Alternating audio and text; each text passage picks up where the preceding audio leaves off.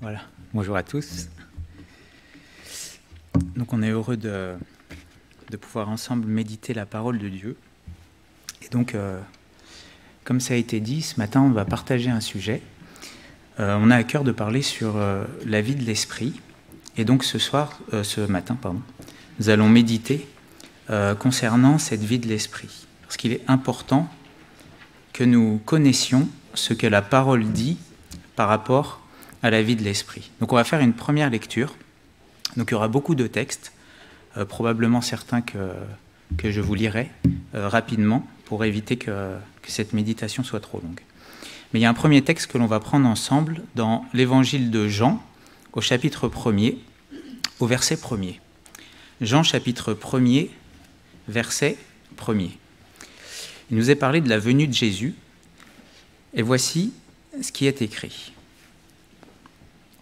Au commencement était la parole de Dieu, et la parole était avec Dieu, et la parole était Dieu. Elle était au commencement avec Dieu, tout a été fait par elle, et rien de ce qui a été fait n'a été fait sans elle. En elle était la vie, et la vie était la lumière des hommes. Il nous est parlé de la parole de Dieu. Et au verset 14, il nous est dit, la parole a été faite chair, c'est-à-dire elle s'est faite homme. Et elle a habité parmi nous, pleine de grâce et de vérité. La grâce et la vérité. Et nous avons contemplé sa gloire, une gloire comme celle du Fils unique venu du Père. Jean lui a rendu témoignage et s'est écrié, c'est celui dont j'ai dit, celui qui vient après moi m'a précédé car il était avant moi. Et nous avons tous reçu de sa plénitude et grâce pour grâce.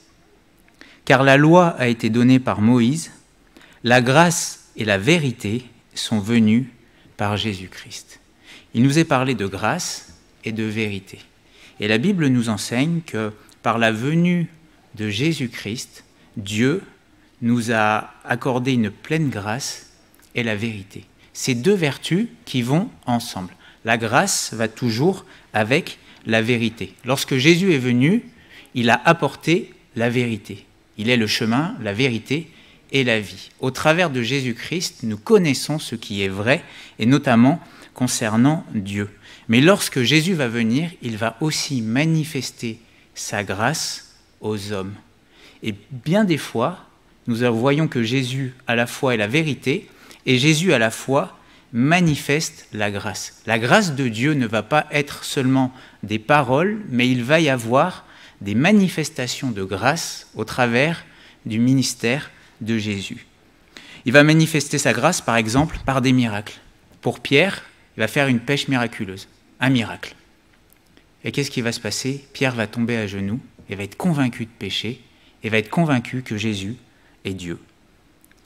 Il va transformer l'eau en vin. Jésus va faire une grâce particulière à un mariage, et ses disciples vont croire en lui. Jésus va ressusciter des morts pour que l'on croie en lui. On voit que la grâce se manifestait au travers de Jésus-Christ. Quand il va appeler le disciple Nathanaël, il va lui révéler ce que Nathanaël pensait quand il était sous le figuier. Donc Jésus va manifester sa grâce par une connaissance qu'il avait de ce que Nathanaël avait vécu sous un figuier. Souvent, le Seigneur il va manifester sa grâce en délivrant les possédés, en chassant les démons. La grâce de Dieu, il y a la vérité, mais il y a la grâce de Dieu qui va être manifestée, qui va être concrète, qui va se concrétiser même matériellement, visiblement, par des miracles. Jésus guérira des malades, guérira des aveugles, guérira des lépreux, guérira des paralytiques, guérira le fils d'un centenier, etc. On voit que lorsque Jésus est venu, sa grâce, la grâce de Dieu, se manifestait. Et quand on regarde comment cette grâce se manifestait, on voit en méditant la parole de Dieu que cette grâce, c'était la manifestation du Saint-Esprit au travers de la vie de Jésus. Par exemple, c'est dans Matthieu 12, 28, quand Jésus va chasser un démon, il va dire « Mais si c'est par l'Esprit de Dieu que je chasse les démons, le royaume de Dieu est donc venu vers vous. » Et on voit donc que lorsque Jésus manifestait une grâce, c'était au travers du Saint-Esprit. On voit que le Père, c'est celui qui envoie le Fils parmi nous. Le Fils, c'est celui qui amène la grâce, qui manifeste la grâce et qui va mourir pour nous à la croix. Et le Saint-Esprit, c'est celui qui transmet la grâce aux hommes. Et lorsque Jésus agissait, lorsqu'il y avait des miracles, c'était parce que le Saint-Esprit utilisait Jésus. Lorsque Jésus va achever son ministère sur terre et qu'il va aller sur la croix, juste avant, pendant le repas de la Pâque, il va faire des derniers commandements qu'il va donner à ses disciples. Alors, je vais vous le lire rapidement, mais c'est dans Jean 13, 14, 15 et 16. Et ça s'achève par Jean 17, où il y a une prière que Jésus apporte au Père. Et dans ces différents chapitres, on voit que Jésus donne un commandement précis à ses disciples. Bien des fois, il va leur dire de s'aimer les uns les autres, et que c'est le commandement qu'il leur donne.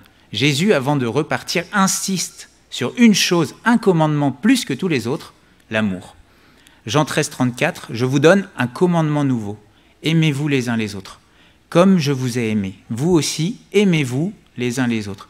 À ceux-ci, tous reconnaîtront que vous êtes mes disciples si vous avez de l'amour les uns pour les autres. » Un peu plus loin, dans le même discours, Jean chapitre 14, verset 15, « Si vous m'aimez, gardez mes commandements. » Et là, il fait une promesse. « Et moi, je prierai le Père, et il vous donnera un autre consolateur, afin qu'il demeure éternellement avec vous, l'esprit de vérité que le monde ne peut recevoir. » Donc il dit, obéissez, aimez-vous, et moi, donc c'est Jésus qui parle, je vous donnerai un autre consolateur, l'esprit de vérité.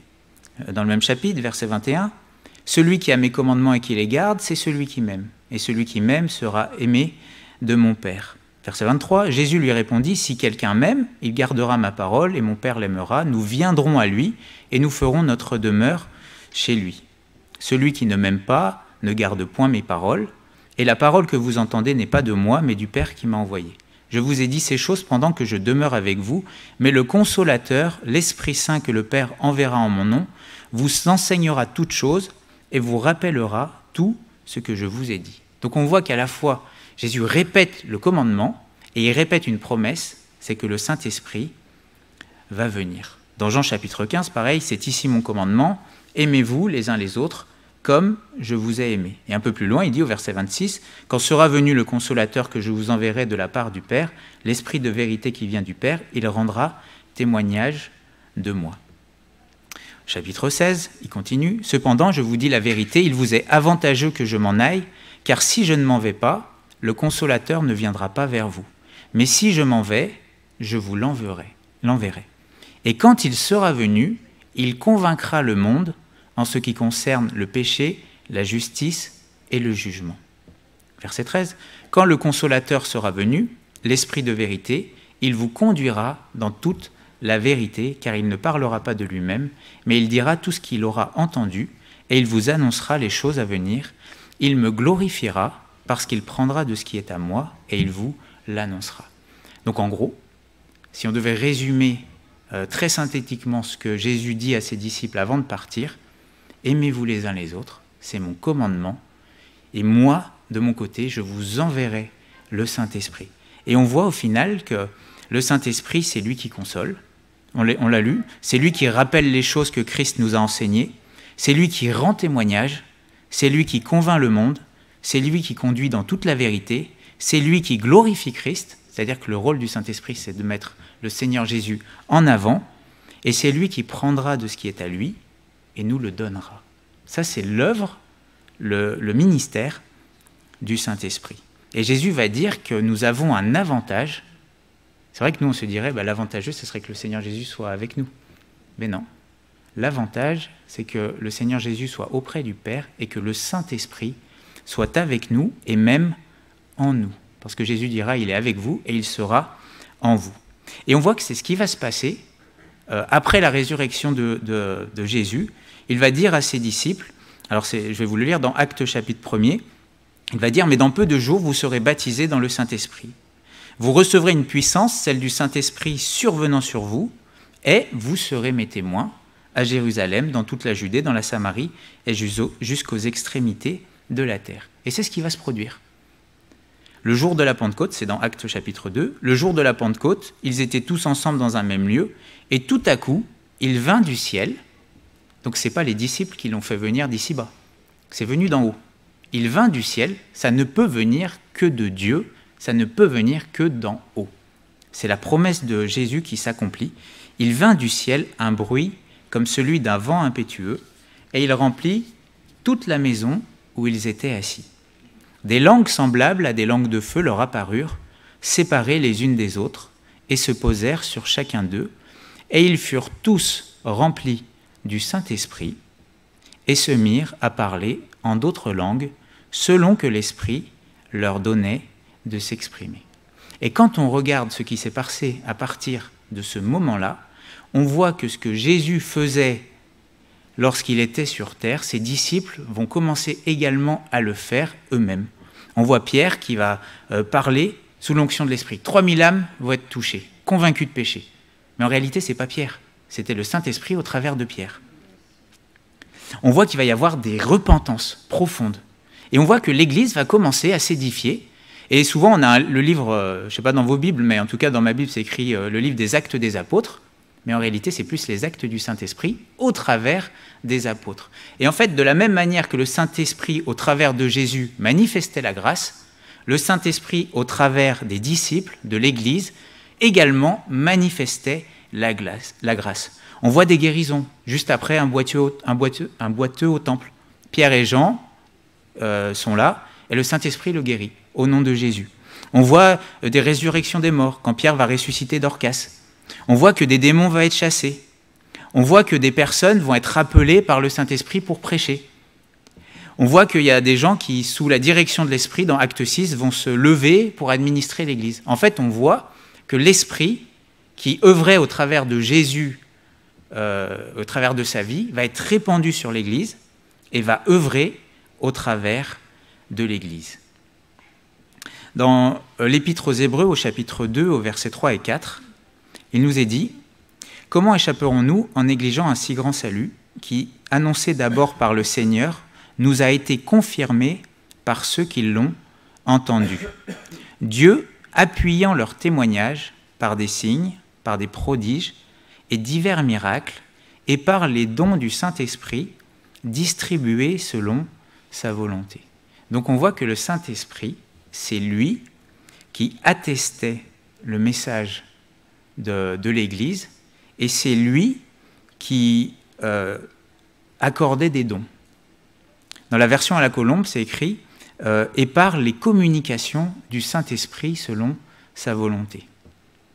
La version d'Arby, elle dit « par les distributions du Saint-Esprit ». On voit qu'en fait, Jésus amène la grâce, le Saint-Esprit la distribue, l'applique au cas par cas dans l'Église. Et c'est pour cela que la présence du Saint-Esprit est importante, la présence de Dieu est importante dans une Église parce que c'est lui qui manifeste la grâce dans l'Église. S'il y a des conversions, s'il y a des convictions de péché, c'est la présence de l'Esprit. S'il y a des guérisons qui sont à la gloire de Jésus-Christ, c'est par le Saint-Esprit. S'il y a une parole de sagesse qui est apportée, s'il y aurait même une guérison, une résurrection des morts, ce serait par le Saint-Esprit. Et il est important pour l'Église de ne pas négliger l'action du Saint-Esprit parce que c'est lui qui manifeste la grâce au milieu de nous. Dans l'Épître aux Corinthiens, il est écrit, c'est au chapitre 2, au verset 12, « Or nous n'avons pas reçu l'Esprit du monde, mais l'Esprit qui vient de Dieu, afin que nous connaissions les choses que Dieu nous a données par sa grâce. » Donc Dieu donne à son Église des choses, des grâces, littéralement, et en fait, c'est le Saint-Esprit qui nous permet de les connaître, et c'est lui qui les distribue. Dans 1 Corinthiens 12, verset 4, il est écrit « Il y a diversité de dons, mais le même esprit. » Et le mot qui est utilisé pour dire don, Quand il y a diversité de dons, c'est le mot charisme. En fait, c'est le mot qui a donné grâce. En fait, le Saint-Esprit, il y a une diversité de grâces que le Saint-Esprit manifeste dans l'Église. Jésus est venu et nous a apporté la grâce, et le Saint-Esprit les manifeste dans l'Église. Et pour ceux qui connaissent la Bible, vous savez qu'il y a une épître particulière qui parle plus des dons de l'Esprit que les autres, c'est l'épître aux Corinthiens. D'accord ? Et c'est dans cette épître que nous allons aller, dans l'épître aux Corinthiens. Dans cette épître, Paul parle à une église. Et donc on va mettre du contexte pour bien comprendre ce que l'apôtre Paul veut dire. Parce que si à un moment je n'ai pas le contexte de l'épître, je ne comprends pas vraiment ce qu'il a voulu dire. Bon. La Bible, elle nous enseigne qu'à un moment, Paul va aller à Corinthe et qu'il va rester 1 an et demi à Corinthe. Ça, c'est écrit dans Acte 18, verset 11. Il demeura 1 an et 6 mois à Corinthe. Puis ensuite, Paul, après 1 an et 6 mois, il va partir un peu, puis il va aller à Éphèse et il va rester pendant 2 ans à Éphèse. Et en fait, en lisant cette épître, on voit que lorsque Paul va écrire cette lettre, c'est parce qu'il va recevoir une lettre des Corinthiens qui vont lui poser des questions, et il va recevoir des nouvelles de l'Église. Et des nouvelles de l'Église de Corinthe qui ne sont pas bonnes. Alors vous savez, s'il y a une Église à ne pas imiter dans la Bible, c'est celle de Corinthe. Parce que quand on voit tous les problèmes qu'il y avait dedans, c'était la catastrophe. Par exemple, dans 1 Corinthiens 7, verset 1er, il va dire, donc 1 Corinthiens 7, verset 1er, il leur dit « Pour ce qui concerne les choses dont vous m'avez écrit, je pense que... » Donc là, il répond à ce que les Corinthiens lui avaient écrit. Donc les Corinthiens lui posent des questions. Et au chapitre 1er et au verset 11, il va dire « Car mes frères, j'ai appris à votre sujet par les gens de Chloé qu'il y a des disputes au milieu de vous. » Donc en fait, l'apôtre Paul reçoit une lettre de leur part et il apprend des choses qui se passent dans l'Église qui ne vont pas. Alors que fait Paul ? Ou plutôt, que fait le Saint-Esprit au travers de Paul ? Il parle à cette Église. Et l'épître aux Corinthiens, c'est un recadrage d'une Église. C'est une épître qui est sévère parce que le Saint-Esprit est en train de recadrer son Église parce qu'il y a des choses dans cette Église qui n'ont pas leur place dans l'Église. Et donc Paul va commencer à régler les problèmes un à un et à répondre aux questions une à une. Et à partir de ce qu'il dit, on peut deviner, on peut plutôt déduire quels étaient les problèmes qu'il y avait à Corinthe et quelles étaient les questions qu'il leur avait posées. Par exemple, donc, chapitre 1er, verset 1er, il dit « Car mes frères, j'ai appris à votre sujet par les gens de Chloé qu'il y a des disputes au milieu de vous. Je veux dire que chacun parle ainsi. Moi je suis de Paul, moi d'Apollos, moi de Céphas, et moi de Christ. » Et l'apôtre Paul leur explique pourquoi il ne faut pas qu'il en soit ainsi. Et puis il conclut, c'est au chapitre 3, verset 1er, « Que personne donc ne mette sa gloire dans les hommes, car tout est à vous, soit Paul, soit Apollos, soit Céphas, soit le monde, soit la vie, soit la mort, soit les choses présentes, soit les choses à venir, tout est à vous, et vous êtes à Christ, et Christ est à Dieu. » Problème, solution. Et on en comprend donc qu'il y avait des rivalités. Et l'apôtre Paul leur explique que ça ne sert à rien d'avoir des rivalités, tous les ministères leur sont donnés pour leur édification. Puis juste après, ça enchaîne avec un autre problème. Chapitre 5, verset 1er, on entend dire généralement qu'il y a parmi vous de l'impudicité. Et une impudicité telle qu'elle ne se rencontre pas même chez les païens, c'est au point que l'un de vous a la femme de son père. Donc on voit dans cette église qu'il y avait un énorme problème d'impudicité qui n'avait pas été réglé. Et donc Paul, avec sévérité, va reprendre l'église, et surtout les responsables, parce qu'ils ont laissé faire le péché dans l'église. Et à la fin du chapitre 5, il conclut « Pour ceux du dehors, Dieu les juge, ôtez le méchant du milieu de vous. » Et ça continue, un autre problème. 1 Corinthiens 6, verset 1er. « Si quelqu'un d'entre vous a un différend avec un autre, ose-t-il plaider devant les injustes et non devant les saints ?» Ils avaient des procès entre eux, et puis ils allaient voir le préfet, au tribunal, aller à l'extérieur de l'église pour régler les soucis. L'apôtre Paul, il dit, mais il les reprend, il donne la solution.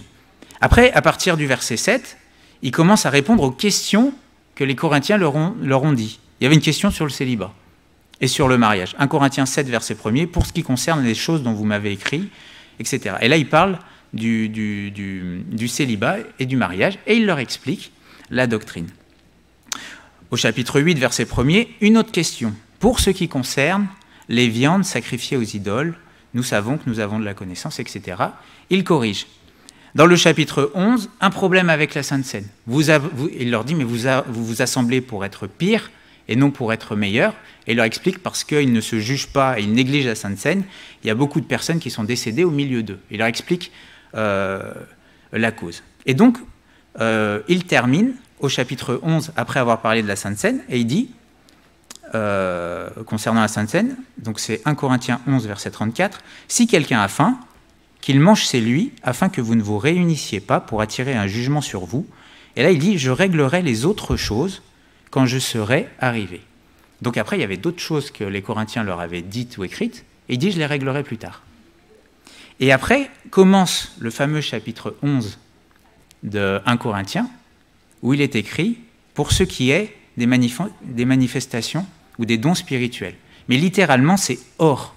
Dans la version d'Arbitre, c'est écrit « Or, pour ce qui concerne les manifestations spirituelles, je ne veux pas, frères, que vous soyez ignorants. » Donc en fait, l'apôtre Paul est en train de leur dire qu'il réglera les autres sujets après, mais il y en a un qu'il ne veut pas laisser passer et où il ne veut pas que les Corinthiens soient ignorants, c'est ce qui concerne la vie de l'esprit. Littéralement, c'est « mais en ce qui concerne les spirituels ». L'apôtre Paul et le Saint-Esprit, au travers de l'apôtre Paul, ne veut pas que l'Église soit ignorante en ce qui concerne le Saint-Esprit. Et s'il y a eu beaucoup de troubles dans les églises, et s'il y en avait dans l'église de Corinthe, c'est parce qu'il y avait de l'ignorance concernant les manifestations du Saint-Esprit dans l'église. Et en fait, 1 Corinthiens 11, 12, 13 et 14, c'est 3 chapitres où l'apôtre Paul recadre fermement les Corinthiens concernant les choses spirituelles. Et on se rend compte en lisant cet épître que la gravité du désordre était telle, en fait, au travers des réponses de l'apôtre Paul, on comprend les questions que les Corinthiens leur avaient posées. Parce qu'à un moment, il commence, donc si on va au chapitre 12, il leur dit donc, pour ce qui concerne les dons spirituels, je ne veux pas, frères, que vous soyez dans l'ignorance. Verset 2, vous savez que lorsque vous étiez païens, vous vous laissiez entraîner vers des idoles muettes selon ce que vous étiez conduits. C'est pourquoi je vous déclare que personne, s'il parle par l'Esprit de Dieu, ne dit « Jésus est anathème » et que personne ne peut dire « Jésus est le Seigneur » si ce n'est par le Saint-Esprit. Donc en fait, l'apôtre Paul est en train de leur dire que quelqu'un qui parle par l'Esprit, c'est-à-dire qui parle en langue, et ça on le comprend au chapitre 14, verset 15, parce qu'il dit « Je parlerai avec mon intelligence, je parlerai par l'Esprit ». En fait, les Corinthiens leur posaient la question, il y avait tellement de désordre, ils leur disaient « Mais est-ce que ceux qui parlent en langue, vraiment ils louent le Seigneur, ou ils disent des choses qui sont bien vis-à-vis du Seigneur ?» En gros, le désordre était tel à cause du parler en langue, parce qu'en fait, 1 Corinthiens 12, 13 et 14, c'était un problème avec le parler en langue. Et on va le comprendre de suite. Parce que la conclusion dans 1 Corinthiens 14, c'est « Ainsi donc, frères, aspirez à prophétiser et n'empêchez pas de parler en langue. » Donc en gros, les Corinthiens, ils avaient posé la question à Paul, est-ce que le parler en langue, ça vient vraiment de Dieu, et est-ce qu'ils disent des choses qui viennent de Dieu? Et la question, ils en étaient arrivés, il y avait tellement de désordre à se poser la question, est-ce qu'il ne faudrait pas l'interdire dans l'Église pour que l'ordre revienne? Et la réponse de l'apôtre Paul, c'est de leur dire premièrement que non, celui qui parle en langue ne maudit pas Dieu, il dit que Jésus est Seigneur, et deuxièmement, il conclut en disant, il ne faut pas l'interdire. Et on se rend compte que le problème qu'il y a dans beaucoup d'églises, en fait, c'est le même problème qu'il y avait à Corinthe. Il y avait tellement de désordre à cause des manifestations de l'esprit qu'ils étaient prêts à les rejeter, ils étaient prêts même à l'interdire au milieu d'eux. Et l'apôtre Paul va les recadrer, va leur dire non, il ne faut pas aller jusque-là, non, il ne faut pas interdire le parler en langue, mais il va faire un énorme recadrage. Et c'est là qu'il y a 1 Corinthiens 13 où souvent on considère que c'est un chapitre tout doux qui parle de l'amour, mais en réalité c'est un des chapitres les plus sévères de la Bible. Et on va comprendre pourquoi. Donc dans ce chapitre, on voit que l'apôtre Paul va recadrer l'Église concernant la vie de l'esprit. Et c'est vrai qu'on peut comprendre certains mouvements religieux qui, à cause des dérives, au final ont fait ce que les Corinthiens se proposaient de faire. Mais là, l'apôtre Paul dit non, ce n'est pas ça qu'il faut faire. Ce n'est pas parce qu'il y a des dérives dans un côté qu'il faut tout rejeter. Il faut être équilibré. Et c'est pour cela qu'il y a 1 Corinthiens 12, 13 et 14. Si Dieu donne quelque chose, il ne faut pas le rejeter. Mais si Dieu, d'un autre côté, nous dit de ne pas faire quelque chose, il ne faut pas le faire. Dans la Bible, on voit qu'il y a un parfait équilibre. Et donc, l'apôtre Paul intervient, ou plutôt le Saint-Esprit intervient vis-à-vis des Corinthiens pour remettre l'ordre là où il y avait du désordre. Et au final, il va conclure dans 1 Corinthiens 14, verset 37, la conclusion de ces 3 chapitres, c'est « Si quelqu'un croit être prophète ou inspiré, qu'il reconnaisse que ce que je vous écris est un commandement du Seigneur, et si quelqu'un l'ignore, dans la version à la Colombe, c'est dit, c'est qu'il est ignoré de Dieu. » En fait, l'apôtre Paul donne des conseils, mais en réalité, il donne des commandements.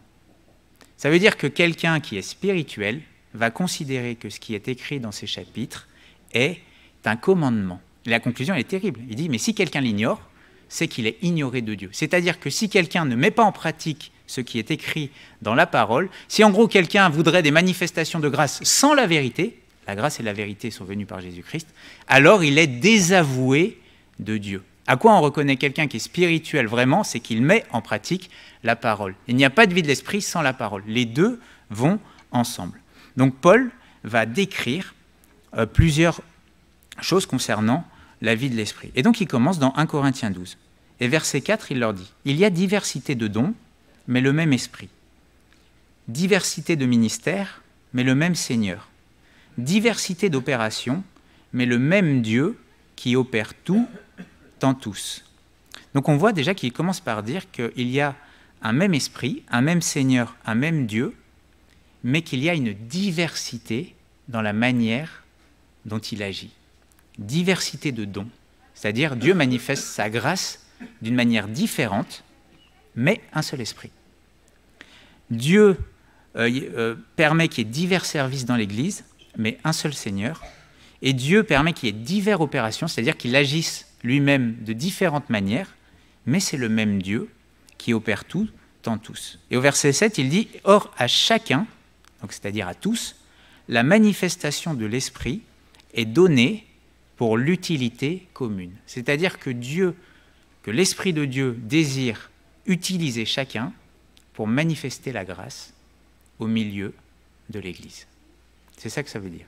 Le Saint-Esprit veut tous nous utiliser, mais il n'utilise pas tout le monde de la même manière. Il y a une diversité d'opérations.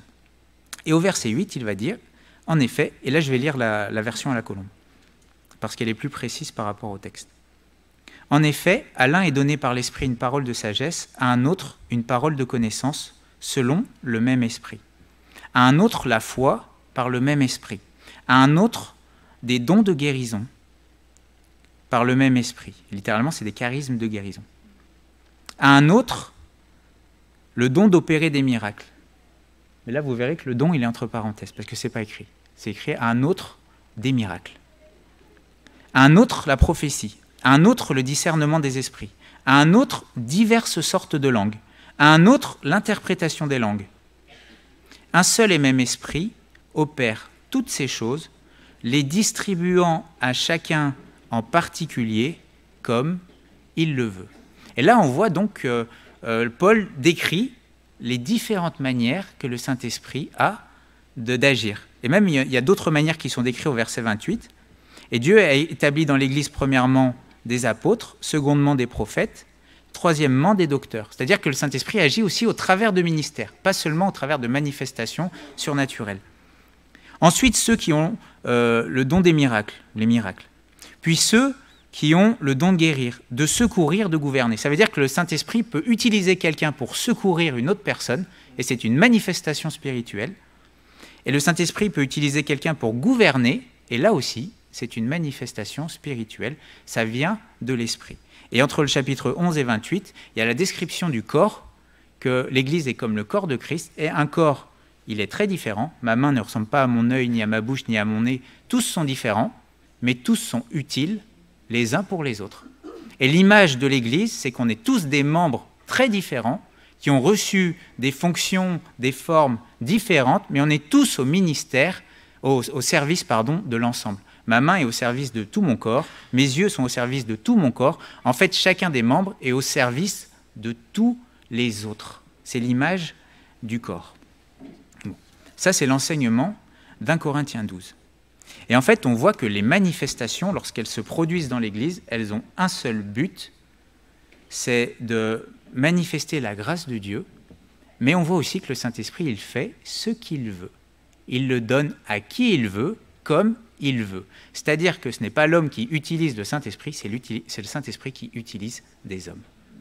C'est l'Esprit qui règne. Il fait ce qu'il veut, quand il veut. Et littéralement, dans le texte, le mot utilisé, c'est charisme.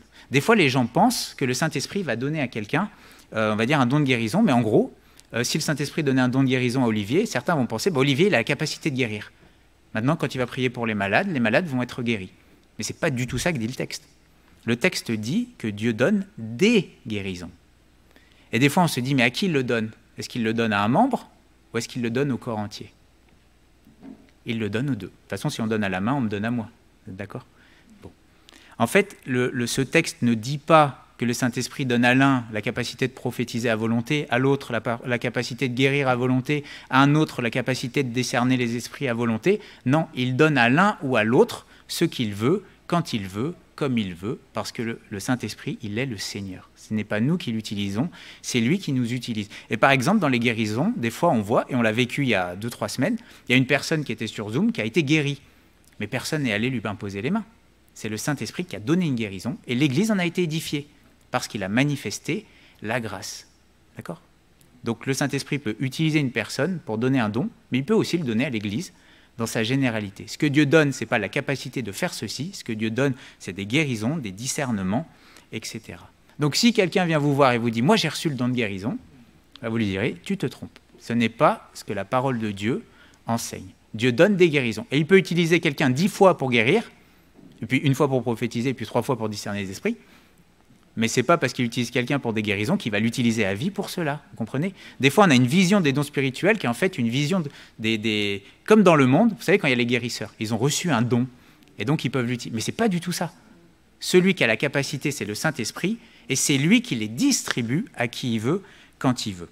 Mais on voit qu'on a quand même un degré de liberté par rapport au Saint-Esprit, parce que le Saint-Esprit ne force pas.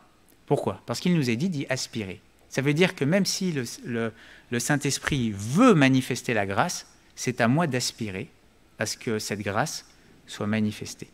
D'accord? Bon, on continue. Il reste 2 chapitres. Si on continue, on voit ensuite qu'il y a ce fameux chapitre d'1 Corinthiens 13. Et beaucoup se posent la question, mais comment ça se fait qu'à un moment ça parle des dons spirituels, puis après ça parle de l'amour, puis après ça reparle des dons spirituels? Bonne question. Si on retourne au chapitre 12, verset 1er, nous, dans nos versions, généralement, on a écrit « pour ce qui concerne les dons spirituels ». Mais si on va... chapitre 12, verset 1er, voilà. Mais si vous aviez la version à la colombe, vous verrez que le mot « don », il est entre parenthèses. Parce que littéralement, il est écrit « ce qui concerne les spirituels ». C'est-à-dire ceux, les choses ou les personnes qui appartiennent à l'esprit. En fait, il y a un mot qui est utilisé, qui est le mot « les spirituels ». Et en fait, si on retourne dans l'épître un peu plus tôt au chapitre 3, l'apôtre Paul, et au verset 1er, il va leur dire « Pour moi, frères, ce n'est pas comme à des hommes ». Donc c'est 1 Corinthiens 3, verset 1er. « Pour moi, frères, ce n'est pas comme à des hommes spirituels que j'ai pu vous parler, mais comme à des hommes charnels, comme à des petits enfants en Christ. » Et là, le mot qui est utilisé, c'est le même, pneumatikon, c'est-à-dire les spirituels. Donc en fait, la question qu'on peut se poser, c'est est-ce que l'apôtre Paul parle des manifestations d'esprit ou est-ce qu'il parle des hommes de l'esprit? Et quand on regarde ces chapitres, on voit qu'en fait, plus que de parler des manifestations, il parle surtout de l'attitude de ceux qui les manifestent. En fait, 1 Corinthiens 12 ne parle pas tant des manifestations spirituelles, il parle aussi des hommes qui se disent être spirituels. Et donc, l'apôtre Paul explique que l'Esprit donne des manifestations, effectivement spirituelles, mais au chapitre 13, il y a un des plus gros recadrages qu'il y ait dans la Bible. L'apôtre Paul leur dit, mais quand, c'est chapitre 13, verset 1er, quand je parlerai les langues des hommes et des anges, si je n'ai pas l'amour, je suis un airain qui résonne et une cymbale qui retentit. De quoi il parle? Du don des langues. Si j'avais la plus belle langue, même la langue des anges. Et rappelez-vous ce que Jésus dira à ses disciples, je vous donne un commandement, aimez-vous. Il dit d'abord l'amour et ensuite l'esprit. D'accord? Donc en gros, ce texte dit quoi? Que même si je parlais en langue, mais que je n'ai pas l'amour, ça ne sert à rien. Et quand j'aurai, verset 2, le don de prophétie, ça c'est la prophétie.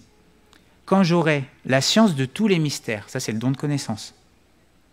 Quand j'aurai, c'est un don de sagesse. Quand j'aurai toute la connaissance, ça c'est le don de connaissance. Quand j'aurai même toute la foi, ça c'est le don de foi. En fait, il énumère les dons dont il a parlé avant. Toute la foi jusqu'à transporter les montagnes. Si je n'ai pas l'amour, je ne suis rien. Et quand je distribuerai tous mes biens pour la nourriture des pauvres, ça c'est le don de secourir. Quand je livrerai même mon corps pour être brûlé, ça c'est le service, c'est s'offrir pour les autres. Si je n'ai pas l'amour, cela ne me sert à rien. Et en fait, l'apôtre Paul est en train d'expliquer aux Corinthiens que tout le désordre qu'ils ont, notamment concernant les choses de l'esprit, trouve sa racine dans un seul problème, c'est qu'ils n'ont pas l'amour. Et en fait, l'apôtre Paul est en train de leur expliquer que celui qui est réellement spirituel, ce n'est pas celui qui exerce les dons, c'est celui qui obéit au Seigneur et qui aime son prochain. Parce que si je n'ai pas l'amour, si je n'obéis pas au Seigneur et que je cherche quand même à manifester des dons de grâce, même si l'Esprit dans sa grâce peut manifester un charisme dans l'Église parce qu'il aime l'Église et qu'il veut la bénir, si moi je suis charnel, si je n'obéis pas au Seigneur, ça ne sert à rien.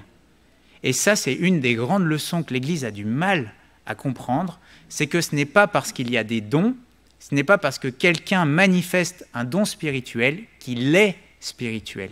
Quelqu'un qui est spirituel, ça se reconnaît aux fruits. Dans Matthieu chapitre 7, Jésus va dire « Vous reconnaîtrez l'arbre à son fruit ». C'est au fruit qu'on reconnaît l'arbre.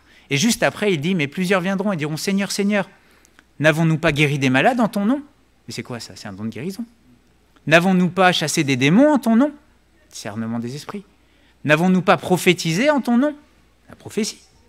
Et Jésus leur dira « Retirez-vous de moi, vous tous qui commettez l'iniquité. » Ça veut dire que même le don, et c'est ça que veut dire 1 Corinthiens 13, ce n'est pas le don qui prouve qu'on est sauvé ou qu'on est spirituel. Ce qui prouve qu'on est spirituel, c'est l'amour. C'est le fruit. On reconnaît l'arbre à son fruit, pas au don. Les dons, c'est des charismes. Ce n'est pas parce que quelqu'un a obéi que ça peut se manifester, c'est une vertu de Dieu, c'est une grâce que Dieu manifeste. Mais on se rend compte, en lisant 1 Corinthiens 14, que même quand le Saint-Esprit manifeste sa grâce, les hommes peuvent tout gâcher parce qu'ils n'ont pas l'amour. Et la grande leçon de 1 Corinthiens 12, 13 et 14, c'est si je n'ai pas l'amour, ça sert à rien.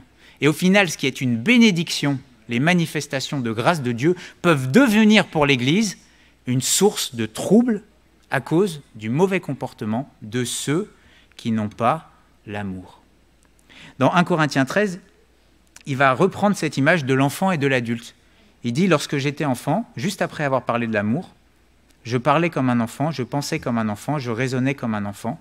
Lorsque je suis devenu homme, j'ai fait disparaître ce qui était de l'enfant. » Donc en fait, il leur explique que l'homme, le spirituel, puisque juste avant, au chapitre 3, il dit que le charnel, c'est l'enfant et que l'homme, c'est le spirituel. Le spirituel, ce n'est pas celui qui a les dons, c'est celui qui aime. Et c'est pour ça que des fois, ça explique certains comportements. Comment ça s'explique que telle personne va prophétiser? Sa prophétie, elle vient vraiment du Saint-Esprit, et juste après, il a un caractère exécrable. On se peut même se demander s'il est sauvé. Ben voilà, vous en étonnez pas. C'est pas parce qu'il a prophétisé qu'il est spirituel. Il est spirituel parce qu'il aime. Moi, j'ai déjà vu dans des églises, dans d'autres églises, des gens aller parler en langue, en voulez-vous, en voilà, prophétiser, et juste après être capable de jeter un cantique au visage d'un jeune pasteur stagiaire. C'était pas moi. Et on disait, oh là là, cette dame est spirituelle parce qu'elle prophétisait tous les dimanches matins, mais elle ne l'était pas. Et ce n'est pas parce que le Saint-Esprit utilise une personne pour manifester sa grâce à quelqu'un d'autre qu'il approuve la personne qui va donner le don. Comprenez ? À un moment, Dieu a utilisé Balaam, qui était un ennemi. L'Esprit va venir sur lui et il va bénir Israël. Pourtant, il ne voulait pas la bénédiction d'Israël. Dieu va utiliser un âne. Ce n'est pas que l'âne, il était spirituel. C'est que le Saint-Esprit utilise qui il veut. Et Dieu peut même se glorifier au travers de ses ennemis. Ça nous dépasse. Mais nous, ce qui nous est demandé de regarder, c'est le fruit. Pas de fruit, pas spirituel. Même s'il y a les dons. D'accord ? Et quand on a compris que le plus important, c'est d'abord l'amour, alors après, on peut comprendre la suite concernant les dons spirituels. Au chapitre 14, il dit « recherchez l'amour ». Le plus important, c'est l'amour. Mais il continue en disant « recherchez l'amour ». C'est 1 Corinthiens 14, verset 1er. Mais il dit aussi « aspirez aussi » aux dons spirituels. Et c'est là où il faut de l'équilibre.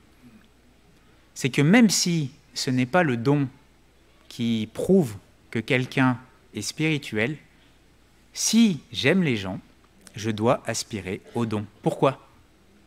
Tout à l'heure, il y avait cette image du corps. Si un membre souffre, c'est tout le corps qui souffre. Si un membre est honoré, c'est tous les membres qui doivent être honorés. Pourquoi aspirer aux dons spirituels ? Parce que ce que moi je ne peux pas faire, ce que moi je ne peux pas apporter à celui qui souffre, le Saint-Esprit peut manifester sa grâce sur lui. Et aspirer aux dons spirituels, ce n'est pas aspirer à ce que ça passe par moi, c'est aspirer à ce que celui qui souffre dans l'Église, celui qui a besoin de la sagesse de Dieu, celui qui a besoin de la foi pour surpasser l'épreuve par laquelle il passe, celui qui a besoin de connaissance, qui a besoin de la science de Dieu, celui qui a besoin de discerner les choses, il faut que le Saint-Esprit le manifeste pour l'édification de l'Église. En fait, je dois aspirer aux dons spirituels par amour pour mon prochain. Et c'est que quand j'aspire aux dons spirituels par amour pour mon prochain qu'il y a de l'ordre et que j'aspire vraiment à ce que Dieu veut me donner. Donc d'un côté, prioritairement, je dois rechercher l'amour, mais je dois également aspirer par amour à ce que la grâce de Dieu se manifeste dans l'Église. Peut-être que, je ne sais pas, est-ce que vous avez prié pour que le Saint-Esprit se manifeste ce matin ? Peut-être que quelqu'un au milieu de nous est malade et que le Saint-Esprit voudrait le guérir. Mais c'est à moi d'aspirer à ce qu'il soit guéri. Pas aspirer que ça passe par moi. Non, peu importe, même si ça passait par personne, ce n'est pas le souci. Mais que la personne qui souffre soit guérie. Peut-être qu'il y a quelqu'un qui est abattu, qui a besoin d'une parole de Dieu. Est-ce que j'aspire à ce que cette parole soit donnée dans l'Église ? Peut-être que quelqu'un, il y a du trouble, il y a peut-être une situation, il y a quelque chose qu'on ne voit pas, qu'on ne discerne pas. Est-ce que je peux prier pour que le Seigneur donne du discernement à ceux qui ont des choix à faire pour qu'on fasse les bons choix ? Pourquoi ? Pour l'édification de l'Église. Et c'est ça la grande leçon, c'est que si les dons spirituels ne sont pas recherchés par amour pour l'autre, alors ça fait du désordre. Et c'est ce que l'apôtre Paul est en train de dire aux Corinthiens, c'est écoutez, il ne faut pas d'un côté rejeter les grâces que Dieu a données à l'Église, mais il faut que ces grâces-là soient vécues dans l'amour et soient cadrées. Et c'est ce que le Saint-Esprit fait au travers de cette épître de Paul aux Corinthiens. Et juste après, dans 1 Corinthiens 14, il dit « Aspirez aussi aux dons spirituels, mais surtout à celui de prophétie. » Et là, il dit qu'il faut aspirer aux dons spirituels, mais il y en a un auquel il faut aspirer plus que les autres, c'est celui de la prophétie. Et en fait, 1 Corinthiens 14, c'est la réponse à leur question concernant le parler en langue. Et l'apôtre Paul, dans 1 Corinthiens 14, va leur dire que ce qu'il faut rechercher en premier, ce n'est pas le parler en langue, même si c'est une bénédiction, c'est biblique, c'est surtout la prophétie. Pourquoi ? Premièrement, l'apôtre Paul, il dit au verset 2, je peux continuer un peu ? Oui. Je ne veux pas être trop long, mais après, des fois, c'est important de cadrer. Oui. Au verset 2, l'apôtre Paul, donc chapitre 14, il dit « En effet, celui qui parle en langue ne parle pas aux hommes, mais à Dieu. Vous êtes d'accord? Verset, il dit, parle aux hommes, car personne ne le comprend. Et c'est en esprit qu'il dit des mystères. Donc, au travers de ce texte, on voit que quelqu'un qui parle en langue ne parle pas aux hommes, ne parle pas à celui qui est autour et qui l'entend, il parle à Dieu. Vous êtes d'accord? En fait, le parler en langue, c'est l'esprit qui, au travers de moi, exprime des choses à Dieu que moi je ne comprends pas, que l'autre ne comprend pas, mais que Dieu comprend. D'accord? Verset 17, quand il est parlé du parler en langue, tu rends, il est vrai, d'excellentes actions de grâce. C'est-à-dire que celui qui parle en langue, il loue le Seigneur. Il est reconnaissant vis-à-vis du Seigneur. Verset 14, car si je prie en langue, mon esprit est en prière, mais mon intelligence demeure stérile. Donc là, il est parlé du parler en langue, et que quand je parle en langue, je prie. On prie qui? On ne prie pas les hommes. On prie Dieu. D'accord? Et au final, on se rend compte que le parler en langue, et là, écoutez-moi bien, ça s'adresse à Dieu. Ou alors, ça parle de Dieu. Parce que quand il y a eu la Pentecôte, on voit que ceux qui, à ce moment-là, étaient à Jérusalem, ont reconnu les langues. Il dit, il parle des merveilles de Dieu. D'accord? Donc, il parlait de Dieu.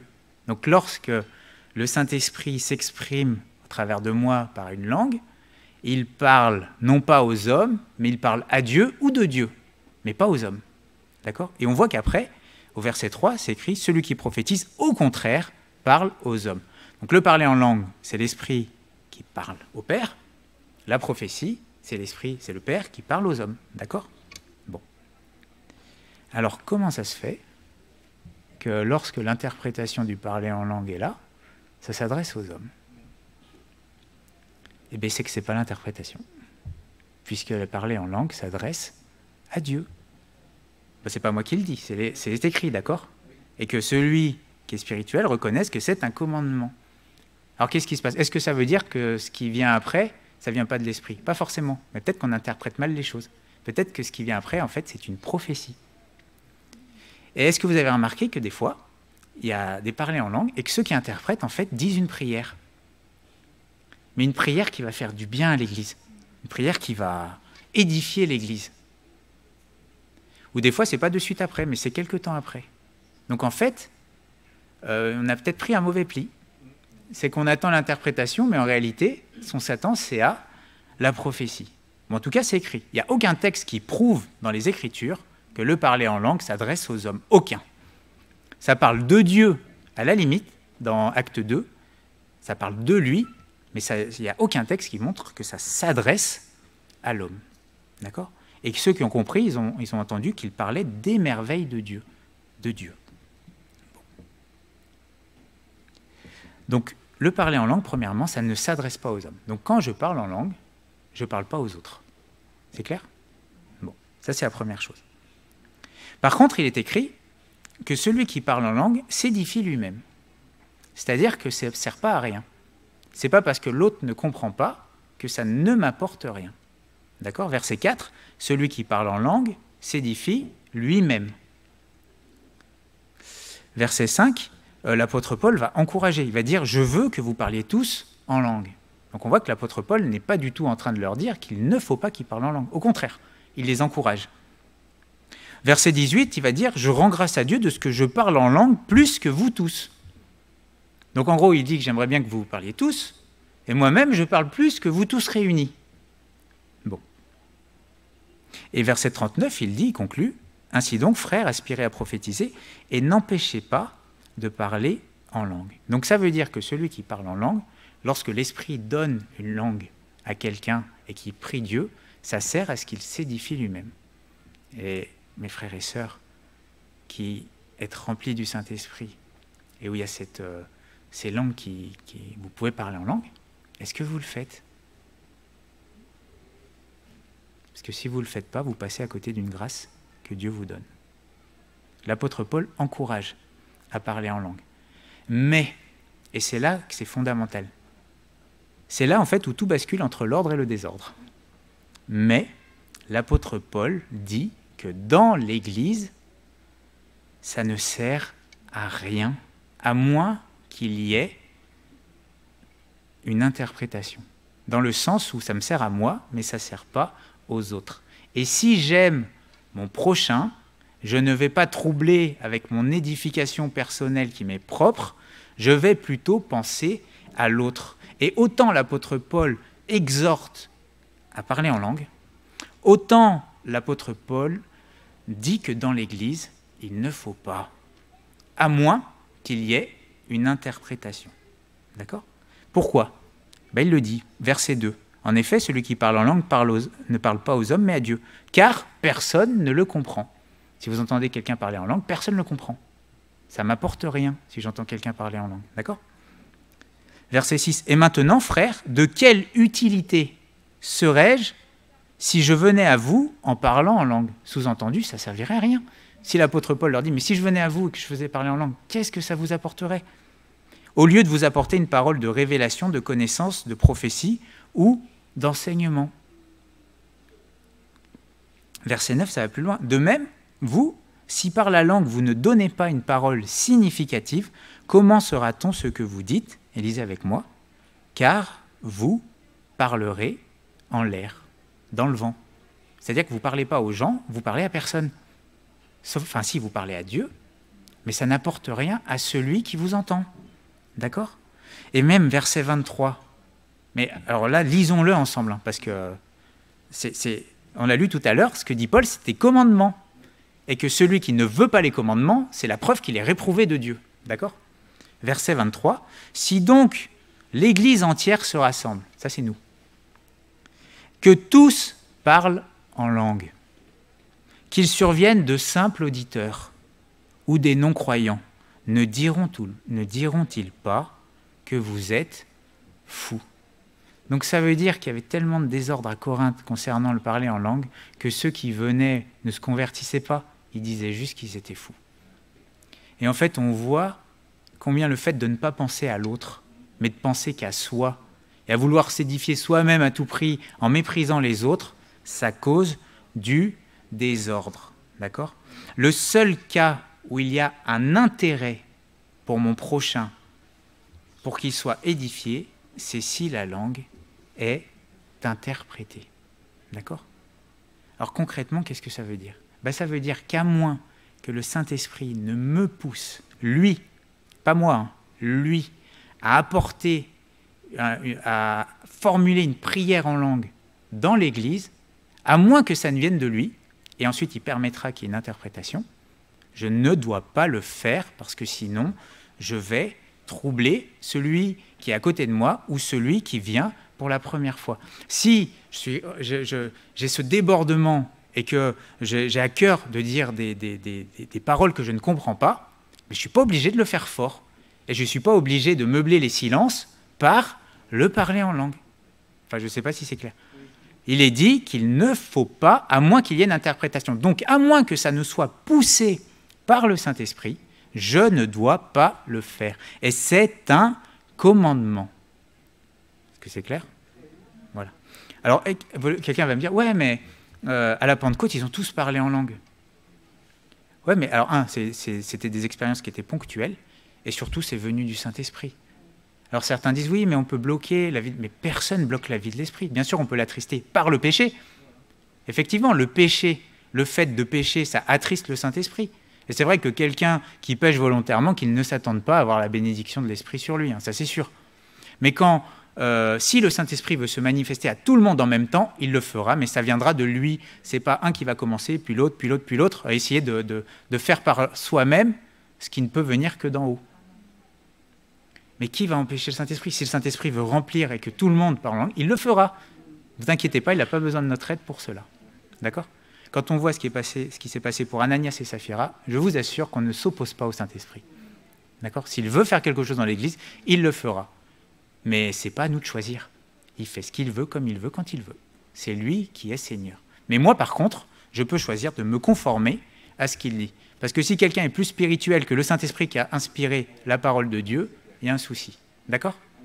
Effectivement, peut-être ça chamboule un peu ce que je vous dis. Mais à un moment, il faut se conformer à la parole. On n'a pas recommencé quelque chose pour faire la même chose. Si on fait la même chose, on aura les mêmes résultats. Si on fait ce qui est dit dans la parole de Dieu, on aura les résultats qui sont dans la parole de Dieu. Et c'est pour cela que l'apôtre Paul exhorte à aspirer au don spirituel, c'est-à-dire que la grâce se manifeste, que moi, par mon comportement, je dois agir par amour pour mon prochain, et que parce que j'aime mon prochain, je sais que ce qui va le plus lui apporter, c'est la prophétie. Parce que la prophétie, c'est quoi? C'est pas moi qui parle à Dieu, c'est Dieu qui parle aux hommes. Verset 2, donc toujours 1 Corinthiens 14, verset 2. En effet, celui qui parle en langue ne parle pas aux hommes, mais à Dieu. Car personne ne le comprend, c'est en esprit qu'il dit des mystères. Celui qui prophétise au contraire, donc on voit qu'il y a une opposition, parle aux hommes, les édifie, les exhorte, les console. Est-ce que vous voulez que dans l'Église, ceux qui viennent soient édifiés? Que ceux qui viennent ici ressortent plus forts, édifiés? Est-ce que vous voulez que ceux qui sortent quand on se réunit ensemble soient exhortés, remplis d'espérance, de courage? Est-ce que vous voulez que ceux qui viennent ici, qui sont affaiblis, soient consolés? Eh bien, il nous faut aspirer au don spirituel, mais particulièrement à celui de la prophétie. Et si ça devait être une guérison, que j'y aspire, que le Seigneur manifeste ces guérisons au milieu de nous. L'apôtre Paul dira, verset 19, « Mais dans l'Église, je préfère dire 5 paroles avec mon intelligence, c'est-à-dire de manière comme je vous parle là, afin d'instruire les autres, plutôt que 10 000 paroles en langue. » Bon, mais c'est clair, d'accord?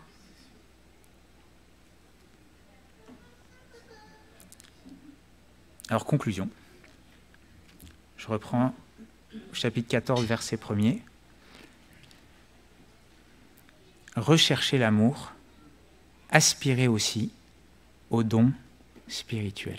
Mes frères et sœurs, recherchez l'amour et aussi, dans un deuxième temps, aspirez au don spirituel. Que le Saint-Esprit se manifeste dans l'Église pour le bien de ceux qui viennent, pour le salut des âmes. Amen. Et il fera ce qu'il doit faire. Ma part, c'est d'aspirer au don, à la manifestation de l'Esprit. Et l'Esprit, lui, il répond à l'aspiration en manifestant sa grâce.